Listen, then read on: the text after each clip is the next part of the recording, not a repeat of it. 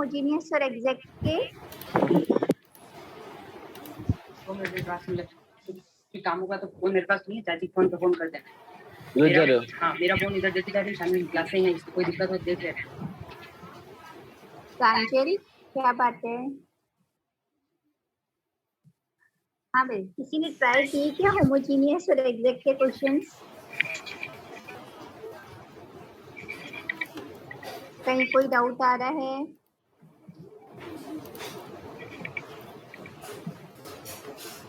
बहुत अच्छी क्लास, किसी को कोई डाउट नहीं होता। Very good. चलो, बाकी खत्म हो गई, अब काम करते हैं अपन तो आगे। कोई डाउट ही नहीं है?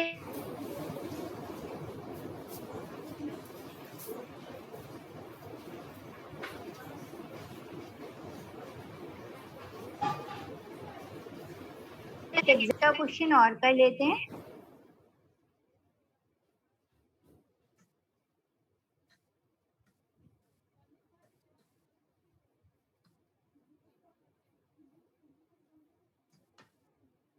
बोलू, रिड्यूसिबल टू एग्जैक्ट करना है डायरेक्टली?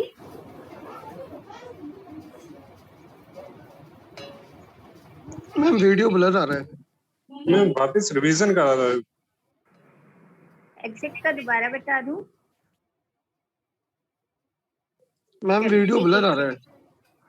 बेटा अभी ठीक कर देती हूँ मैं, अभी ठीक हो जाएगा। मेरे अकॉर्डिंग ठीक आ रहा है, अब देख लो एक बार। अब ठीक आ रहा है क्या? मैम नॉर्मल आ रहा है।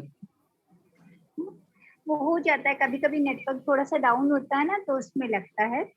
एग्जैक्ट डिफरेंशियल इक्वेशन का एक क्वेश्चन और कर लेते हैं, फिर हम रिड्यूसिबल टू एग्जैक्ट का एक क्वेश्चन करेंगे। चलिए एग्जैक्ट का एक क्वेश्चन करते हैं। बताओ, अगर किसी ने कोई किया हो तो बता दो, नहीं तो फिर मैं अपनी इच्छा से ले लेती हूँ क्वेश्चन। किया है किसी ने कोई क्वेश्चन? कोई डाउट हो तो चलो, तो मैं अपनी इच्छा से ले रही हूँ। 1 minus X square d2y by D X square minus X D Y by D X plus Y equals to 2x। 1 minus X square d2y by D X square minus X D Y by D X plus Y equals to 2x। Clear? Question ये है अपना। अब हमें दिख रहा है कि अभी हमने दो ही मेथड पढ़े हैं, एक तो होमोजीनियस पढ़ा है और एक एग्जैक्ट पढ़ा है। पहले चेक करते हैं कि होमोजीनियस है क्या। तो ये इक्वेशन होमोजीनियस नहीं है। y के साथ कांस्टेंट है, dy बाई डी एक्स के साथ x है, लेकिन d2y by D X square के साथ केवल x स्क्वायर होना चाहिए था। ठीक है, वेरिएबल कोफिशिएंट की इक्वेशन है, ऑर्डर 2 है, और हम चेक करना चाह रहे हैं एग्जैक्ट।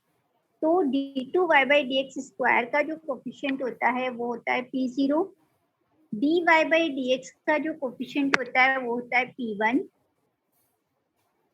y का कोफिशिएंट p2 और राइट हैंड साइड वाली टर्म होती है q। मैं लिख देती हूँ इसको हियर।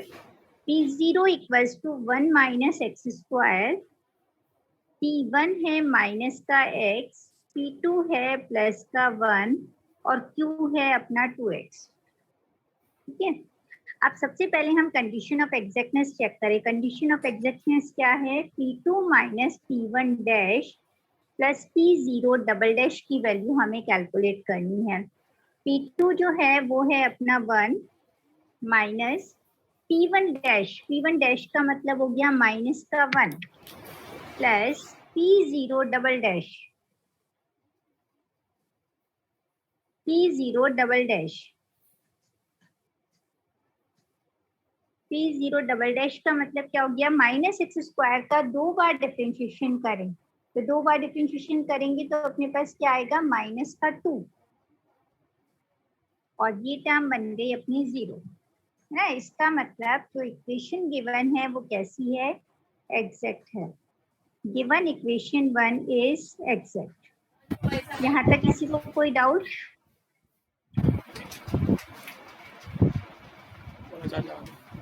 यहाँ तक किसी को कोई डाउट है? पहले हम चेक करते हैं एग्जैक्ट है या नहीं है। अगर एग्जैक्ट है तो हमें एग्जैक्ट से करना है क्वेश्चन, एग्जैक्ट नहीं है तो हम आगे मूव कर जाएंगे आगे वाले मेथड्स पर ना। लेकिन फिर भी इसमें रिड्यूसिबल वाला पार्ट में मैं कुछ बताऊंगी कि कैसे अपने को करना है और कब अपने को रिड्यूसिबल वाला पार्ट लगाना है ना। वैसे जो जनरली हम देखते हैं, पहले चेक करो होमोजीनियस है तो सॉल्व कर लो होमोजीनियस से, कब नहीं करना होमोजीनियस से वो भी बताऊंगी। और एग्जैक्ट है तो एग्जैक्ट की कंडीशन सेटिस्फाई हो रही है तो हम एग्जैक्ट से करेंगे, नहीं तो आगे के मेथड्स पे करेंगे ना। Given equation 1 is exact. अब देखो जब एग्जैक्ट होती है तो हम क्या लिखते हैं, उसका फर्स्ट इंटीग्रल लिखते हैं। और फर्स्ट इंटीग्रल का जो फॉर्मूला है वो क्या है अपने पास, P0 first integral is given by P0 dy by dx plus P1 minus P0 dash y equals to integration of Q dx plus C1, integration of Q dx plus C1। ठीक है, चलो value रखो। P0 की value है 1 minus X square D Y by D X plus P1 है अपना minus का x minus P0 dash, इसका डिफरेंशिएशन करेंगे एक बार तो माइनस का 2x, तो ये माइनस माइनस प्लस हो गया, प्लस का 2x equals to integration of 2x dx plus C1। किसी को कोई doubt? 1 minus X square D Y by D X plus X Y equals to x square plus C1, x square plus C1। ये equation हमेशा linear में convert होगी। जब भी exact में काम करोगे सेकंड ऑर्डर की इक्वेशन जो कन्वर्ट होके बनती है फर्स्ट इंटीग्रल में, वो कैसी बनेगी, फर्स्ट ऑर्डर की लीनियर डिफरेंशियल इक्वेशन बनेगी। सेकंड ऑर्डर लीनियर थी, फर्स्ट ऑर्डर भी लीनियर की बनेगी। लेकिन अभी ये लीनियर की फॉर्मेट नहीं है। लीनियर की फॉर्मेट बनाने के लिए हमें क्या करना पड़ेगा, 1 माइनस एक्स स्क्वायर से इसको डिवाइड करना पड़ेगा। D Y by D X plus X upon 1 minus X square Y equals to X square upon 1 minus X square plus C1 upon 1 minus X square. अब ये इक्वेशन अपनी कैसी है, linear है। This is linear differential equation of order 1। और order 1 की equation को solve करने का तरीका क्या है, ये अपना P मानते हैं, इसको हम Q1 मान लेते हैं, क्योंकि कल भी बात की थी Q ऑलरेडी हम पहले मान चुके हैं। या तो उसको Q1 ले या इसको Q ले। अब क्या निकालेंगे, इंटीग्रेटिंग फैक्टर निकालेंगे ना। क्या निकालेंगे, इंटीग्रेटिंग फैक्टर निकालेंगे। इंटीग्रेटिंग फैक्टर कैसे निकाला जाता है, e की power integration of x upon 1 minus X square dx। बताओ क्या आएगा इंटीग्रेटिंग फैक्टर, इंटीग्रेटिंग फैक्टर क्या आएगा,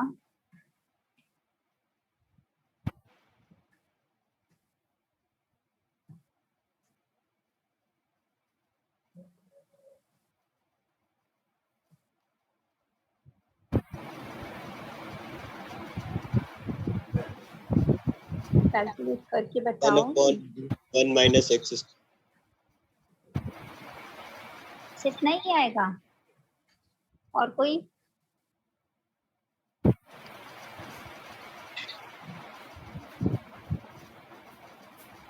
और कोई बताना चाहेगा?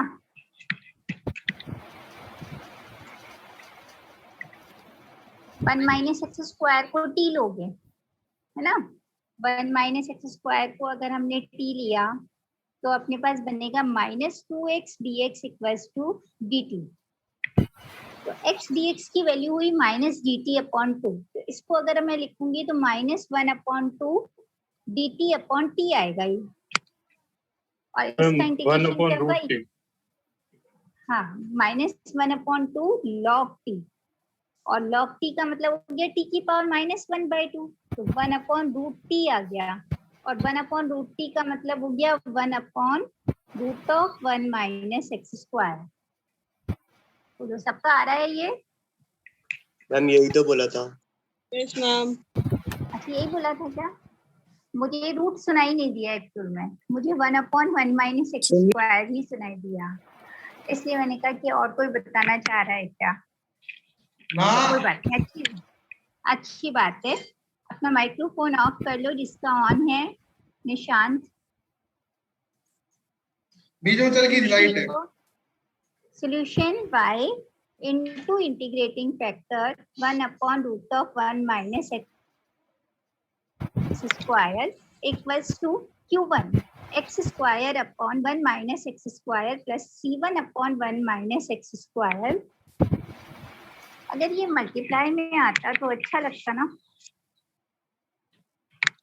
कुछ कट जाता। चलो नहीं आया है कोई बात नहीं। 1/√1 minus X square dx plus c2, इसको हमें इंटीग्रेट करना है। तो मैं आपको एक बार पेपर शो कर देती हूँ, फिर मैं चेंज करूंगी। आपकी क्लास में क्यों प्रॉब्लम आ रही है समझ में नहीं आया था नेटवर्क की। एक बार मैं रीजॉइन कर रही हूँ, है ना।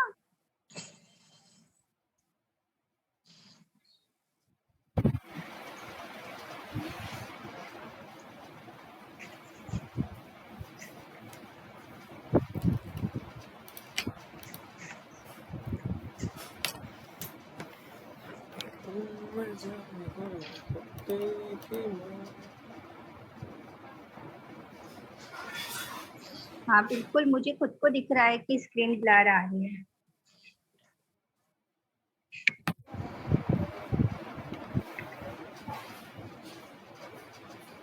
मुझे खुद को ही वीडियो ब्लर शो हो रहा है।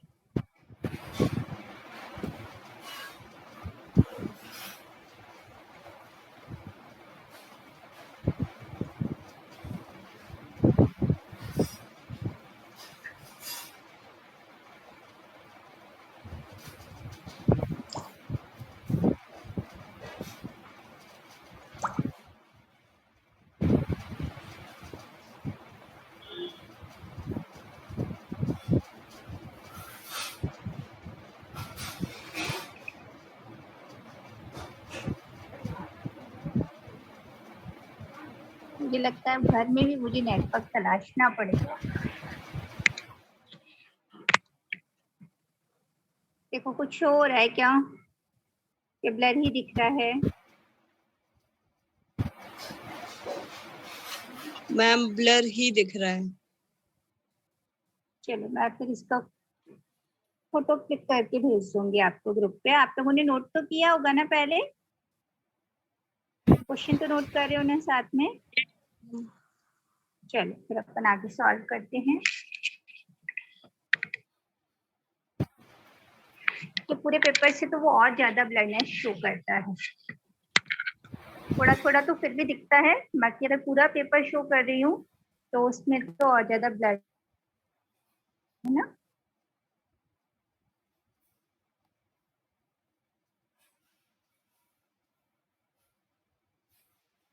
आगे सॉल्व करते हैं, कोई बात नहीं। देखो जो लास्ट क्वेश्चन बन गई थी y into 1/√1 minus X square equals to, जबकि अभी लास्ट 2 क्लासेस में कोई प्रॉब्लम नहीं आ रही थी, x square upon 1 minus X square की पावर 3/2 हो गई, plus c1/1 minus X square की पावर 3/2 हो गई, और dx। अब कभी कभी क्या होता है, यहाँ पर ऐसी टर्म इंटीग्रेशन के लिए आ जाती है कि वो टर्म इंटीग्रेट नहीं हो पाती है। तो अगर वो टर्म इंटीग्रेट नहीं हो पा रही है तो उस केस में भी आपको कोई प्रॉब्लम नहीं है, उसको वैसे ही छोड़ देना। अभी यहाँ पर अगर हम देखें तो क्या ये टर्म इंटीग्रेट हो पा रही है क्या?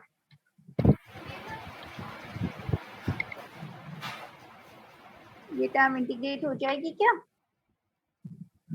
लगेगा 1 माइनस एक्स स्क्वायर जो है उसको अगर हम टी स्क्वायर मानते हैं तो ये अपने पास टी क्यूब बन जाएगा, लेकिन यहाँ पर एक्स स्क्वायर रहेगा, फिर से उसको कन्वर्ट करेंगे, ऐसे ही छोड़ देना चाहिए इस टर्म।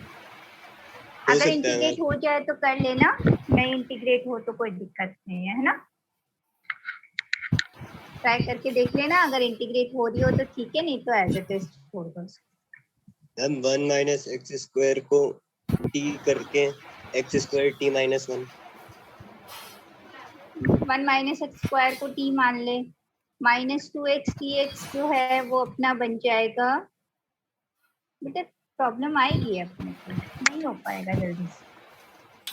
हम एक्स स्क्वायर की वैल्यू 1 माइनस टी हो जाएगी। हाँ, लेकिन ऊपर भी तो x dx भी तो आएगा। x dx हो जाए इंटीग्रेट तो कर लेना, नहीं इंटीग्रेट हो तो एज इट इज छोड़ देना, ठीक है। थोड़ा सा अपने को भी इसको सोचना पड़ेगा कि कैसे इंटीग्रेट करें ना। हम आगे चलते हैं अभी। नेक्स्ट मैं बता रही हूँ रिड्यूसिबल टू एग्जैक्ट कब अप्लाई करना है, कब नहीं अप्लाई करना है, वो भी ध्यान रखना है हमें। पहले क्वेश्चन ही ले लेते हैं इसमें डायरेक्टली, क्योंकि ऐसा कुछ है नहीं इसमें। देखो solve root of X d2y by dx square. ये क्वेश्चन मैं इसलिए ले रही हूँ क्योंकि ये क्वेश्चन एग्जाम में आया हुआ भी है।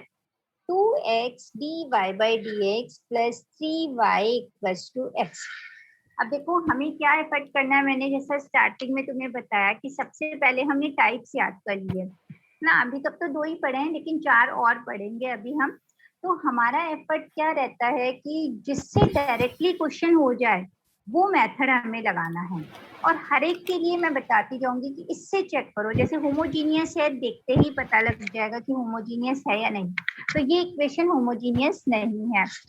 होमोजीनियस की बात खत्म हो गई। नेक्स्ट हम आएंगे एग्जैक्ट पर। अगर इक्वेशन एग्जैक्ट है तो सॉल्व करो, रफ में चेक कर लो फटाफट से, और अगर एग्जैक्ट है तो एग्जैक्ट के तरीके से सॉल्व करो। एग्जैक्ट नहीं है तो छोड़ो, उसको हम आगे के 3-4 मेथड जो हैं उनसे सॉल्व करेंगे। कहीं एग्जाम में एक मेथड के लिए लिखा हुआ आता है कि इस मेथड से सॉल्व करो, अदरवाइज नहीं लिखा हुआ आता है। तो हमारे पास फिर भी 5 मेथड तो फिर भी बचते हैं। वो वाला मेथड जो इम्पोर्टेंट मेथड है, जो बाई नेम आता है, वो हम अच्छे से कर लेंगे और ना, वो लास्ट में आएगा। Root of X d2y by dx square. तो पहले हम चेक करते हैं, p0 है, ये टर्म p1 है, ये टर्म p2 है और ये टर्म q है। अगर सबसे पहले मैं चेक करूं कंडीशन ऑफ एग्जैक्टनेस, तो p2 minus p1 dash plus p0 double dash हमने कैलकुलेट किया। p2 की वैल्यू है 3 माइनस p1 डैश हो गया 2 plus p0 double dash. x की पावर हाफ का 2 बार डिफरेंशिएशन करना है। देखो x की पावर हाफ का एक बार करते हैं तो 1/2 x की पावर माइनस 1/2 आता है। दोबारा करेंगे तो आएगा माइनस 1/4 x की पावर n माइनस 1 होता है, तो माइनस 1/2 माइनस 1 माइनस 3/2। ठीक है, तो ये वैल्यू कभी भी 0 नहीं होगी। इसका मतलब जो इक्वेशन है वो हमारी क्या है, एग्जैक्ट नहीं है। इसका मतलब इक्वेशन 1 इज नॉट एग्जैक्ट। यहाँ तक सबको क्लियर है? यहाँ तक सबको क्लियर है? Yes ma'am. Yes. अब इसमें देखो कि अगर एग्जैक्ट नहीं है तो हमें क्या ध्यान रखना है, 2 चीजें। अगर एग्जैक्ट नहीं है तो हम उसकी कोशिश नहीं करेंगे उसको एग्जैक्ट बनाने की, या तो आगे फर्दर रूल्स पे जाएंगे, या हमें एग्जैक्ट कब बनाना है। जैसे फर्स्ट ऑर्डर फर्स्ट डिग्री में तो हमने 5 रूल्स पढ़े थे एग्जैक्ट बनाने के लिए। यहाँ पर एग्जैक्ट बनाने का केवल एक ही रूल है, और वो कब काम करता है, जब आपका p0, p1, p2 और q सारा x की पावर्स के अंदर फॉर्म हो, कोई ट्रिग्नोमेट्रिक फंक्शन नहीं हो, कोई लॉग फंक्शन नहीं हो। ऐसा मैंने तुम्हें बताया था किसके लिए, x की पावर h y की पावर k वाला जो मेथड था, उसमें मैंने बताया था कि अगर आपके पास m और n इस तरीके की टर्म्स हैं जिसमें केवल x और y की पावर्स की फॉर्म हो, कोई ट्रिग्नोमेट्रिक फंक्शन नहीं हो, कोई लॉग फंक्शन नहीं हो, तब हम ये मेथड लगाते हैं। सेम यहाँ पर भी p0, p1, p2, q जो है आपका, अगर वो सिंपल x की पावर्स की फॉर्म में है तभी हम ये मेथड लगाएंगे रिड्यूसिबल टू एग्जैक्ट, अदरवाइज हमें लगाना ही नहीं है। आपकी बुक में पीडीएफ के अंदर 2 क्वेश्चन से एग्जाम्पल नंबर 12 और एग्जाम्पल नंबर 15, वहां पर ट्रिग्नोमेट्रिक फंक्शंस के लिए उन्होंने डायरेक्ट इंटीग्रेटिंग फैक्टर बता दिया है। आपको उन मेथड से क्वेश्चन को नहीं करना, आगे के मेथड से हम उनको क्वेश्चंस को सॉल्व कर लेंगे, है ना। तो क्योंकि एग्जाम में हम डायरेक्ट हमने कैसे पहचाना कि ये इंटीग्रेटिंग फैक्टर कैसे आया, हमारा दिमाग काम करे नहीं करे, हम पहचान पाए नहीं पहचान पाए, तो ऐसे जो डायरेक्ट लिखते हैं उसको हमें नहीं करना है। अभी यहाँ बात करें कि हमें आना चाहिए। देखो इसमें क्या होता है कि 95% क्वेश्चंस तो ऐसे होते हैं जो कि आगे के मेथड से सॉल्व हो जाते हैं अगर एग्जैक्ट नहीं है तो, लेकिन कभी कभी कुछ क्वेश्चंस ऐसे होते हैं जो कि किसी भी मेथड से आगे के सॉल्व नहीं हो पा रहे, जैसे कि ये क्वेश्चन है ना। ये क्वेश्चन आप आगे के मेथड से भी सॉल्व करना चाहोगे ना, तो वहां पर आपका कैलकुलेट होके नहीं निकलेगा, इसलिए फेल हो जाता है वहां पे। तो ऐसे क्वेश्चन के लिए फिर हमें बाउंड हो गए हम कि अब हमें इसको रिड्यूसिबल टू एग्जैक्ट तक से ही करना पड़ेगा। विद इन 2-3 मिनट्स हम सब में चेक कर लेते हैं कि कौन सा मेथड इसमें अप्लाई होगा। तो अगर सारे मेथड फेल हो गए और अगर P0, P1, P2 जो है और Q अपना x की पावर की फॉर्म में है, तो हमें रिड्यूसिबल टू एग्जैक्ट पर जाना है। अब मेथड क्या है, let integrating factor equals to x की पावर m। जैसा हमने x की पावर h y की पावर k में किया था वैसा ही हम यहाँ करेंगे। इंटीग्रेटिंग फैक्टर मान लिया x की पावर m, मल्टीप्लाई करो, multiply equation 1 by integrating factor, we get, integrating factor से मल्टीप्लाई किया करें, x की पावर यहाँ है 1/2, तो ये बन जाएगा x की power m plus 1/2 d2y by dx square plus 2x की power m plus 1 dy by dx plus 3x की power my equals to x की पावर m प्लस 1। मल्टीप्लाई कर दिया इक्वेशन के अंदर। अब हम ये मानते हैं कि जब भी हम इंटीग्रेटिंग फैक्टर से मल्टीप्लाई कर रहे हैं इक्वेशन को, तो वो इक्वेशन क्या बन जाती है, एग्जैक्ट बन जाती है। अब एग्जैक्ट बनाने के लिए हमें m की वैल्यू की रिक्वायरमेंट है। वो m की वैल्यू हमें कहाँ से मिलेगी, कंडीशन ऑफ एग्जैक्टनेस से। हम ये मान रहे हैं इक्वेशन 2 इज एग्जैक्ट। इक्वेशन 2 अगर एग्जैक्ट है तो कंडीशन ऑफ एग्जैक्टनेस सेटिस्फाइड होनी चाहिए। इसका मतलब P2 minus P1 dash plus P0 double dash इस इक्वेशन के लिए क्या होना चाहिए, 0 होना चाहिए। निकालते हैं, ये नया हमारा P0 है, ये P1 है, ये P2 है और ये Q है। ये मार्क कर लिया। P2 का मतलब है 3x की पावर m, वहां भी हमने यही किया था, x की पावर h y की पावर k से मल्टीप्लाई कर दिया था। फिर कंडीशन ऑफ एग्जैक्टनेस लगाकर हम h और k की वैल्यू निकालते हैं। सेम प्रोसीजर है यहाँ पर, बस वहाँ h और k दोनों निकाल देते, यहाँ केवल हमें m निकालना है। 3x की power m minus P1 dash, differentiation करो 2 इंटू m प्लस 1 x की power m plus P0 double dash, इस टर्म का 2 बार डिफरेंशिएशन करना है। m प्लस 1/2 x की पावर हो जाएगी m माइनस 1/2, फिर हो जाएगा m माइनस 1/2 x की पावर m माइनस 3/2, और ये वैल्यू किसके इक्वल होनी चाहिए, 0 के इक्वल होनी चाहिए। ठीक है, और सॉल्व करते हैं इसको। इन दोनों टर्म्स में x की पावर m आ रही है, कॉमन ले लें। 3 minus 2m minus 2 plus m plus 1/2 m minus 1/2 x की power m minus 3/2 equals to 0। x की power m minus 3/2 equals to 0। और इसको सॉल्व करें, x की पावर m ये बन गया अपने पास 1 माइनस 2m, x की power m 1 minus 2m plus m plus 1/2 m minus 1/2 x की power m minus 3/2 equals to 0। अब देखो ध्यान से समझना क्या कह रही हूँ। इस कंडीशन को 0 बनने के लिए ये भी टर्म 0 होनी चाहिए और ये भी टर्म 0 होनी चाहिए, लेकिन x हमारा वेरिएबल है, इसको हम 0 नहीं मान सकते। हमें किसके लिए चाहिए कंडीशन? m के लिए कंडीशन चाहिए। इस टर्म को 0 बनाने के लिए हम इसके कोफिशिएंट जो कि m की फॉर्म में है उसको 0 बनाएंगे ना। तो इट इज पॉसिबल व्हेन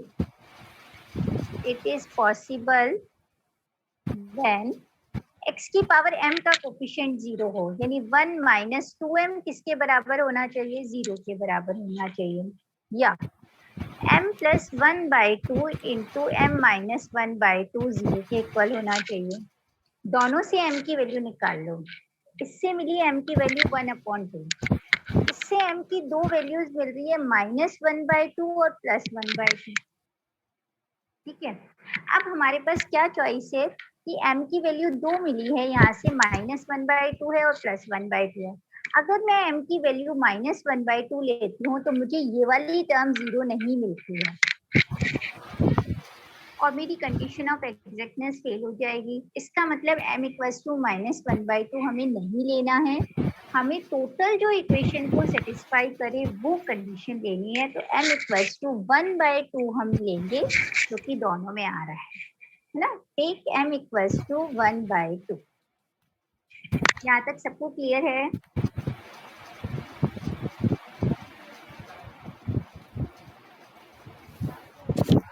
यहाँ तक सबको क्लियर है? Yes ma'am. ठीक है, अब m = 1/2 लेके m = 1/2 हम कहाँ सब्स्टिट्यूट करेंगे? इक्वेशन नंबर 2 में सब्स्टिट्यूट करेंगे और वो इक्वेशन अपनी एग्जैक्ट इक्वेशन होगी। और एग्जैक्ट इक्वेशन का सोल्यूशन कैसे निकालते हैं? फर्स्ट इंटीग्रल लिख के उसको लीनियर में कन्वर्ट करते हैं और फिर लीनियर का सोल्यूशन निकालते हैं। ठीक है, देखो put m = 1/2, put m = 1/2 in equation number 2. Put m = 1/2. Put m = in equation number 2. 10 minute है इस क्लास के, फिर उसके बाद इसी सेम आईडी पासवर्ड से ज्वाइन कर लेना।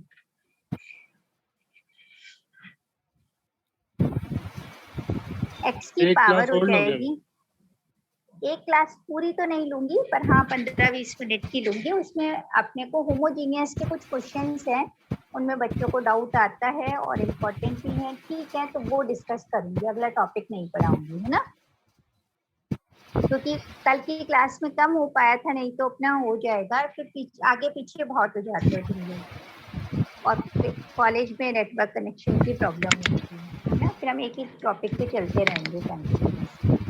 x की पावर 1 d2y/dx² प्लस 2 x की पावर m+1, तो ये हो जाएगा x की पावर 3/2 dy/dx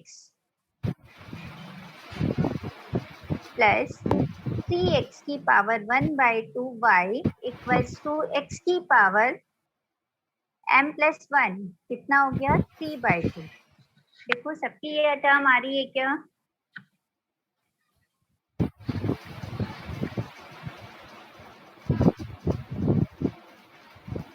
ये इक्वेशन एग्जैक्ट है, इसको इक्वेशन नंबर 3 मान लेते हैं।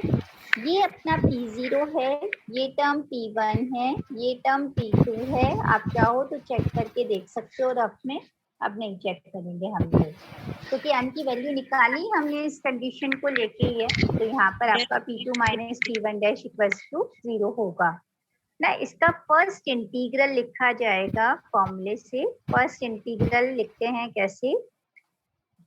is given by P0 dy/dx plus P1 minus P0 dash y equals to integration of Q1 dx।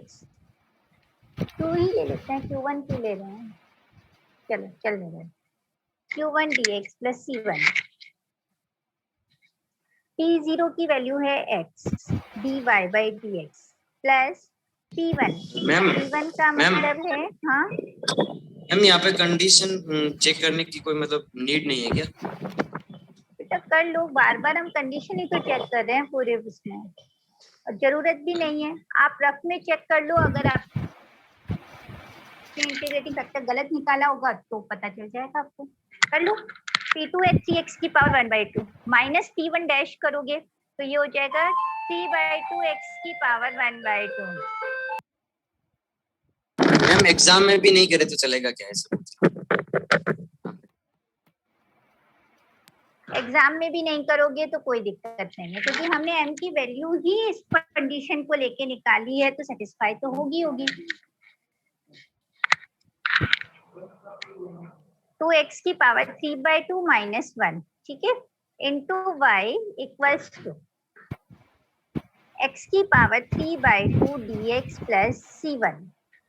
कोई प्रॉब्लम नहीं है, आगे आप नहीं निकालो तो, हाँ अपने सेटिस्फेक्शन के लिए निकालना चाहो तो कोई दिक्कत नहीं। x dy by dx plus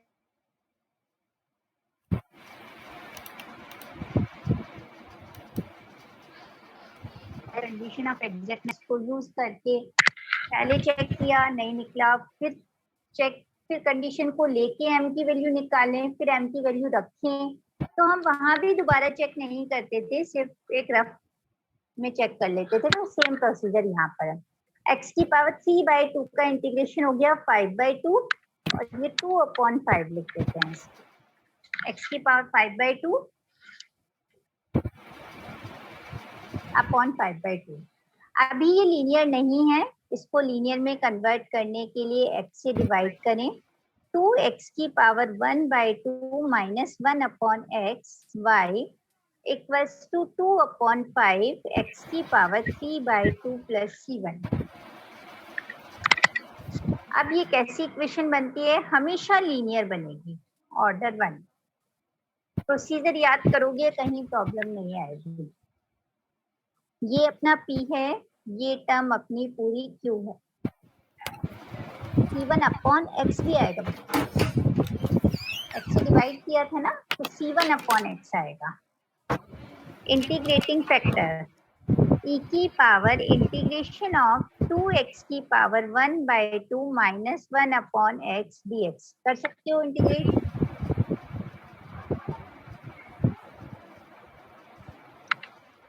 क्या आएगा इंटीग्रेशन? e की पावर 2 x की पावर 3/2 अपॉन 3/2, तो ये हो जाएगा 3/2 माइनस लॉग x e की पावर 4/3 x की पावर 3/2 e की पावर माइनस लॉग x लिख सकते हैं।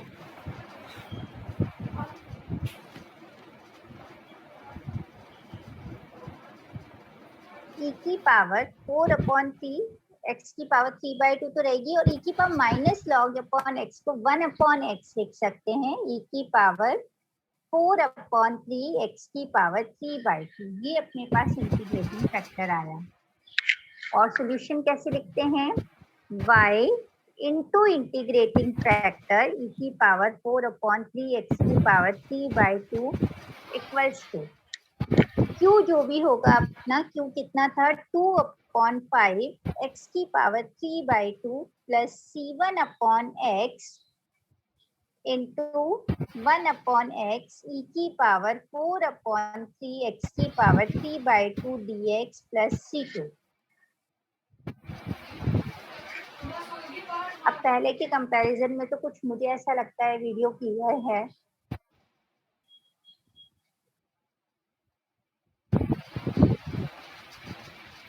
y अपॉन x e की पावर 4/3 x की पावर 3/2 इक्वल्स टू, और सॉल्व कर लेते हैं इसको। 2/5 x की पावर 3/2 है और ये 1 है, तो x की पावर 1/2 हो जाएगी।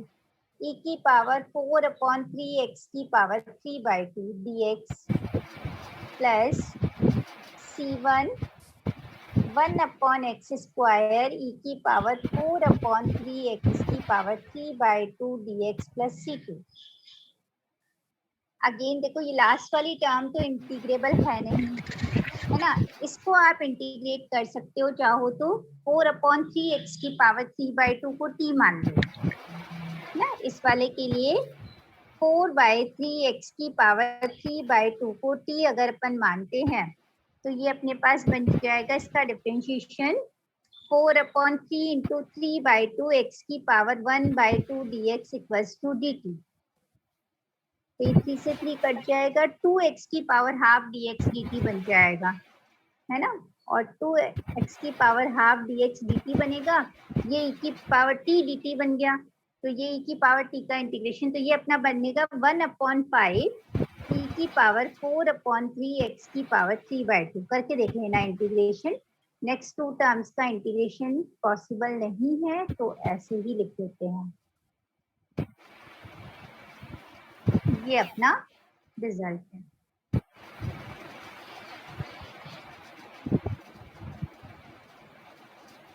और आपकी बुक्स में ये सॉल्व एग्जाम्पल भी है, आप चाहो तो वहां पे देख सकते हो, चेक कर लेना। सॉल्व एग्जाम्पल है ये आपकी बुक का, पर इम्पोर्टेंट था, अच्छा था, और किसी और मेथड से ये होगा भी नहीं तो रिड्यूसिबल पे जाना है अभी। लेकिन ध्यान रखना, जब ये आप एक्सरसाइज करोगे तो ट्रिग्नोमेट्रिक वाले फंक्शंस अगर एग्जैक्ट नहीं है तो उनको आप छोड़ देना।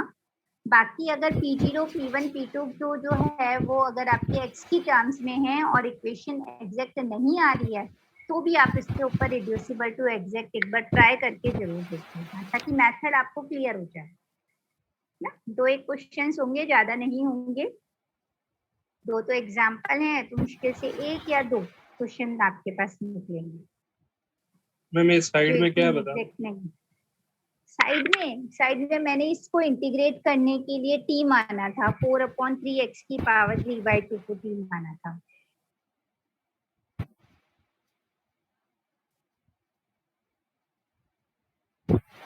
तो वो तो बस रफ काम करने के लिए लिया था। 4/3 x की पावर 3/2 को t माना है, तभी तो ये इंटीग्रेट हो गया ना, ये e की पावर t dt रह गया केवल। 1/5 e की पावर t dt, तो e की पावर t का इंटीग्रेशन e की पावर t।